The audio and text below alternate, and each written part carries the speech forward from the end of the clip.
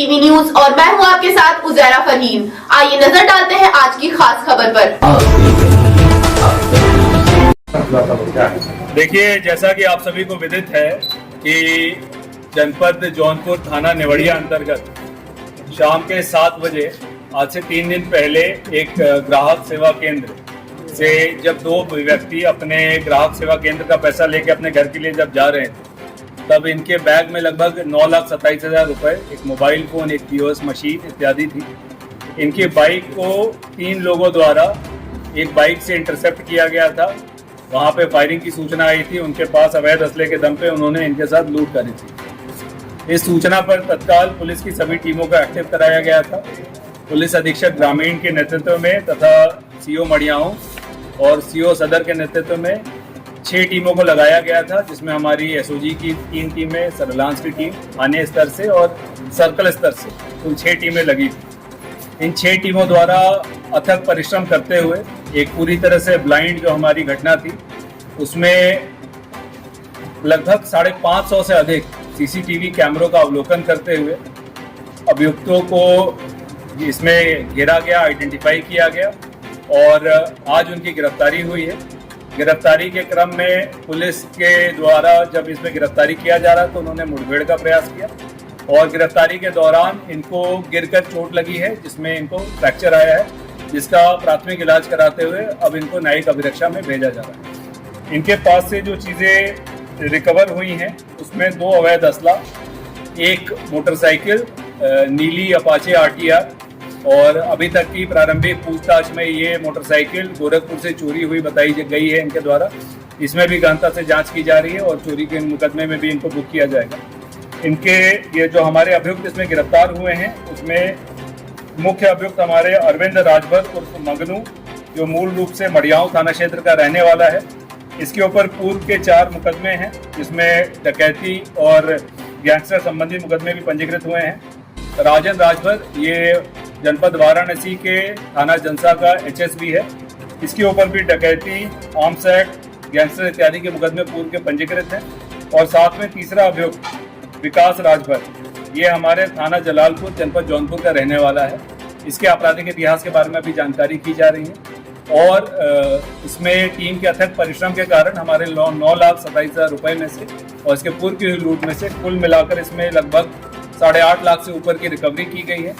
इसमें जो अवैध असले थे वो बरामद किए गए हैं। अभियुक्तों द्वारा जो हमें CCTV फुटेज के अवलोकन में जो इनके द्वारा कपड़े, जूते, हेलमेट पहना गया था वो बरामद किया गया है। जो मोटरसाइकिल प्रयोग इसमें की गई थी, इसको भी इनके द्वारा जो है पुलिस से छुपाने का प्रयास भी किया गया था, एविडेंस डिस्ट्रॉय करने का प्रयास किया गया था, उसे बरामद किया गया है। वो जिस चोरी के मुकदमे में है उसमें भी उसको लिंक किया जा रहा है।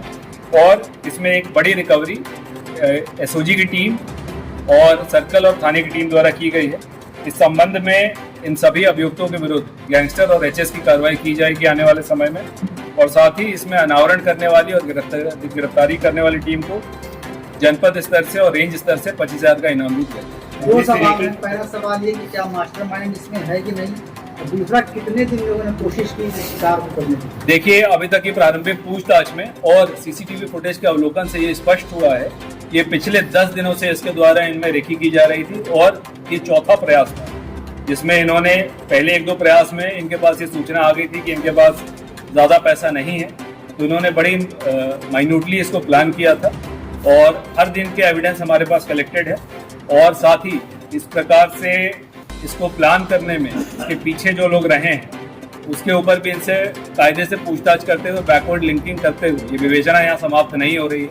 हमारे पास क्रेडिबल लीड्स हैं जिसके ऊपर अभी हम काम करने वाले हैं और अगर इसमें इनको सहयोग करने में जिन लोगों की अभी तक प्रारंभिक पूछताछ में पहचान हुई है उनकी भी गिरफ्तारी और उनको भी इन्हीं धाराओं में हम बुक करेंगे। जैसे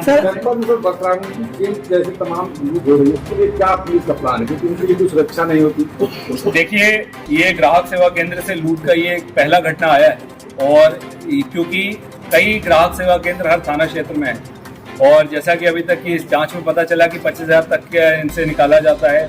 इनके यहाँ काफ़ी लोगों का आना जाना, पैसों का मूवमेंट रहता है। तो इन सभी से हमारी अपील है कि CCTV कैमरे का कवरेज सड़क की तरफ बढ़ाएं। कल इसी क्रम में जनपद के सभी ग्राहक सेवा केंद्र और छोटे सराफा के दुकानों की बैठक थानेवार ली जा रही है, उनसे समन्वय स्थापित किया जा रहा है और टारगेट हार्डनिंग जो कंसेप्ट होता है उसके अंतर्गत वहाँ पे जैसा कि आप सभी को विदित है, हम लोगों ने 110 पुलिस बूथ का निर्माण किया है और सरकारी स्तर से भी हम लोगों ने लगभग 200 जगहों की सीसीटीवी कैमरा कवरेज और बैरियर की व्यवस्था की है।